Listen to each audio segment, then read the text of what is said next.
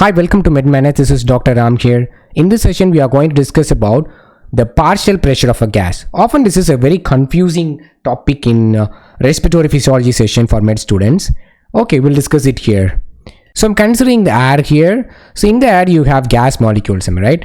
So these gas molecules randomly moves.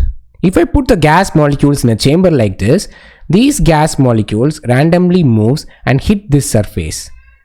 So these gas molecules exert a pressure over the surface. Clear?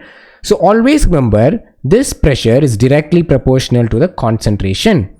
For example, if you have a very high concentration of oxygen here, always think the pressure of oxygen over the surface is very high. Or if you have low concentration of oxygen, you have low pressure of oxygen over the surface. Clear? Let's move on. A question to you. What is the major constituent of a gas in our air? Yes, it is nitrogen. It constitutes about 79% of total gases and oxygen of about 21%. Note that this high concentration of nitrogen can exert a pressure of about 600 millimeter mercury over the surface. And this oxygen, 21% of oxygen can exert a pressure of about 160 millimeter of mercury over the surface. So what is the total pressure exerted by both nitrogen and oxygen? It is 760 millimeter of mercury. Now, you are going to understand what is partial pressure. Listen, this oxygen contributes 160 millimeter of mercury pressure to the total pressure. So this is the partial pressure of oxygen.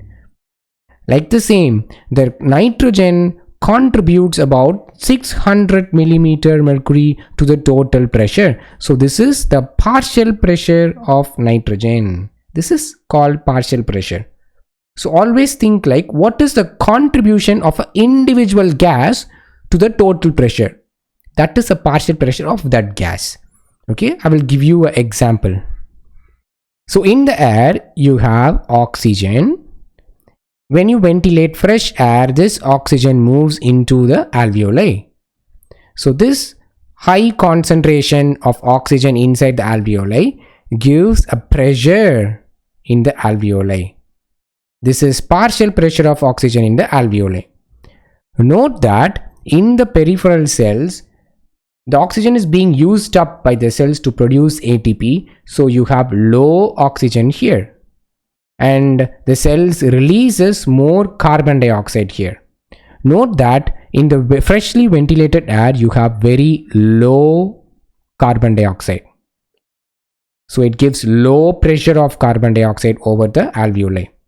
Now notice the pressure gradient here. You have high oxygen here and you have low oxygen here. So the oxygen diffuses from the alveoli into the blood and gets solubilizes. This solubilized gas exerts a pressure over the membrane. This is partial pressure of oxygen in the artery. So these oxygen molecules travels down the concentration gradient. So into the RBC here. So from the RBC into the blood here, from the blood into the cells. And vice versa for carbon dioxide. So the partial pressure of carbon dioxide inside the cells is very high. So it moves into the blood, from the blood into the RBCs. So the RBC travels into the lungs. So into the alveoli, and from the alveoli into the air while we expire. So always note that gases diffuses from higher pressure area to lower pressure area. Clear? So what we have seen, the partial pressure of a gas, for example oxygen, always remember in the back of your mind, if I say high partial pressure of oxygen means there is high concentration of oxygen. If there is low partial pressure of oxygen, low concentration of oxygen. Keep this in your mind. And this is the first point we discussed. And the second point is that oxygen or carbon dioxide or any gas diffuses from high pressure area down to the low pressure area. Very important. Thank you. See you with more interesting videos.